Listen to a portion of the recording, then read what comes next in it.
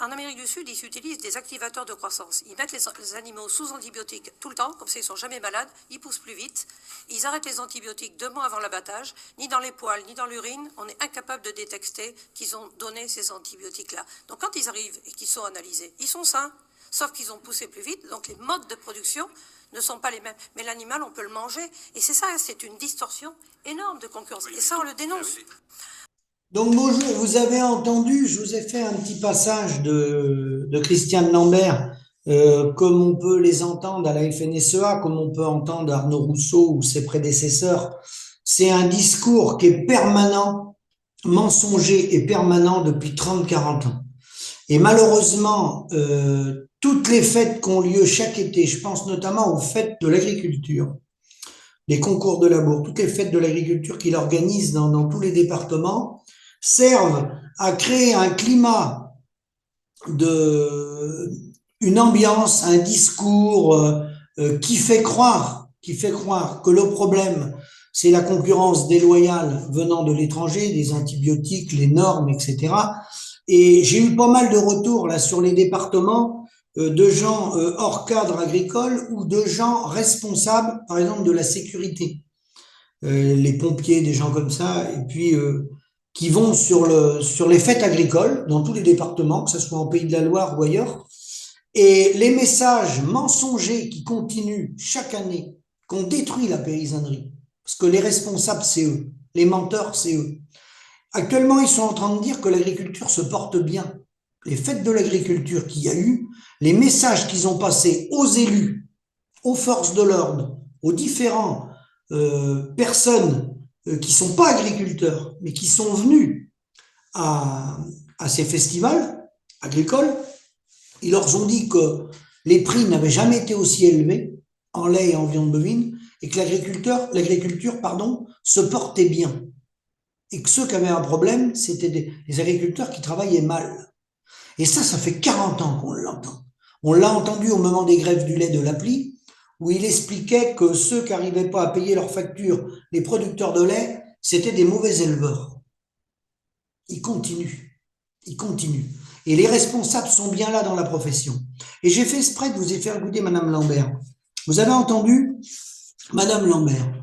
Alors Madame Lambert, l'Amérique du Sud, le Brésil, la société Mix Science, société filiale du groupe Avril, société Mix Science, appartient à la branche animale spécialisée du groupe Avril. Elle produit des prémix, des bases mix, composants nutritionnels, minéraux, vitamines, des spécialités, additifs, etc. et offre des services analytiques de conseil. Elle dispose d'unités de production en France, groupe Avril est en France, Arnaud Rousseau, Pologne, Turquie et aussi au Brésil via une alliance avec le groupe Salus qui fait des prémélanges et des additifs.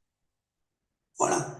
Dans un communiqué de l'alliance Mix Science qui est en alliance avec la société Salus au Brésil, l'idée est de développer une offre intégrée au Brésil pour répondre aux besoins du marché local, incluant prémélange, additifs, services analytiques.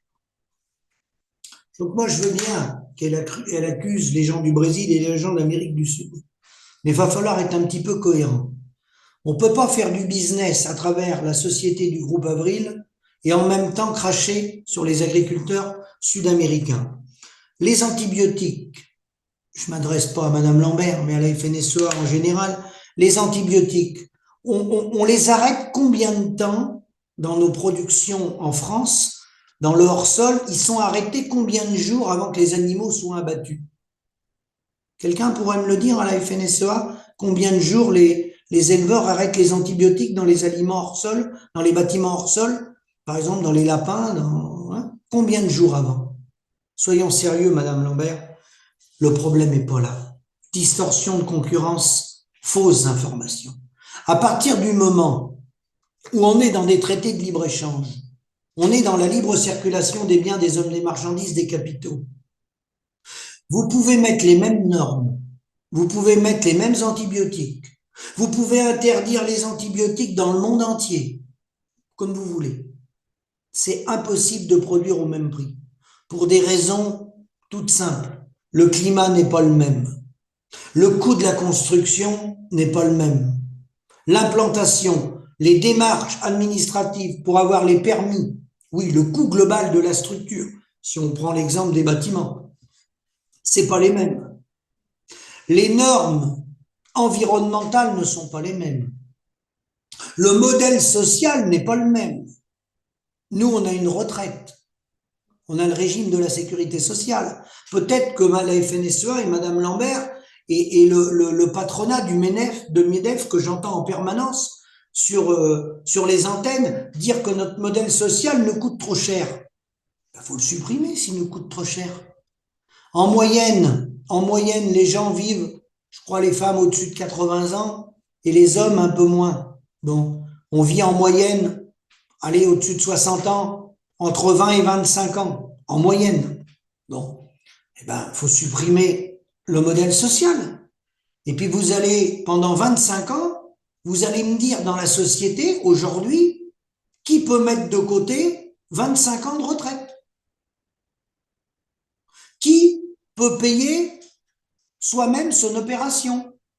Vous devez être opéré du cœur, vous devez être opéré du foie, vous devez avoir des pontages, vous faites un AVC, vous devez avoir une opération des hanches, ben vous payez votre opération vous-même. Il faut arrêter les cotisations sociales. Il faut vous soigner vous-même. Mais il faut aller jusqu'au bout du raisonnement. Les gens qui défendent un modèle néolibéral comme ça. Il faut aller jusqu'au bout du raisonnement. Quand vous rentrez dans un hôpital, vous venez avec votre carnet de chèques. Puis vous payez l'opération. Et puis des amis ou des membres de ma famille qui ont eu le cancer, ben vous leur demandez de payer. D'accord? Moi, à Angers, j'ai le centre Paul Papin, le centre anticancéreux. Je connais un peu parce que j'ai des gens de ma famille qui y travaillent, qui y ont travaillé. Eh ben, vous demandez aux gens en Maine-et-Loire qui sont à Paul Papin, vous leur demandez qui payent la facture des soins du cancer, des opérations et des chimios. Puis on arrête les cotisations sociales. Voilà. Donc, vous voyez où je veux en venir. Ces gens-là sont des irresponsables. Ils nous ont emmenés dans un modèle ultralibéral, néolibéral, qui a détruit la paysannerie. Hein? Et ce modèle néolibéral, sur le produit intérieur brut, il correspond à peu près à 850 milliards d'euros sur le produit intérieur brut. Le reste de la valeur produite chaque année, c'est des professions réglementées, c'est des gens comme Madame Lambert, qui a des indemnités qui ne sont pas indexées sur le produit intérieur brut mondialisé, mais qui sont indexées sur des indemnités franco-françaises. D'accord? Parce que la Madame Lambert, au Burkina Faso, au Burundi ou en Corée du Sud, elle n'a pas la même indemnité que Madame Lambert, ancienne présidente de la FNSEA. Donc, quand on veut parler de libre-échange, quand on veut parler de concurrence libre et non faussée, on met tout le monde au même niveau. On n'a pas les élites, les gens qui ont le champagne, les gâteaux apéritifs, les salaires à 2 chiffres, parce que c'est entre 10 et 20 000 euros par mois qu'ils ont, ces gens-là, avec leur mandat. Hein, et encore, je suis gentil, il y en a, ils sont à plus de 20 000 euros par mois. Hein, et ils vont demander à la paysannerie de faire des efforts. Et ils vont faire croire que l'effondrement de l'agriculture française et européenne, c'est à cause des normes, ou de l'Amérique du Sud, ou de la Nouvelle-Zélande. Non. Les responsables, ce sont eux, nos responsables politiques et nos responsables syndicaux. Alors moi, je n'ai qu'un mot d'ordre à vous donner. Si vous avez compris les enjeux, quand il y a des élections, moi, je vais vous dire ce qu'il faut faire. Il faut les mettre dehors. Merci, à bientôt.